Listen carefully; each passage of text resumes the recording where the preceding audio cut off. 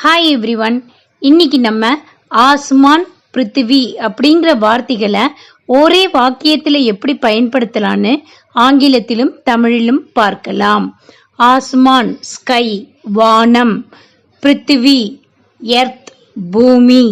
आकाश से होने वाली वर्षा पृथ्वी को समृद्ध करती है. The rain from the sky enriches the earth. வானத்தில் இருந்து பெய்யும் மழை பூமியை வளமாக்குகிறது.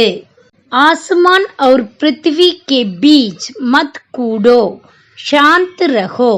Don't jump between the sky and the earth. Stay calm. வானத்திற்கும் பூமிக்கும் குதிக்காதே, அமைதியாக இரு.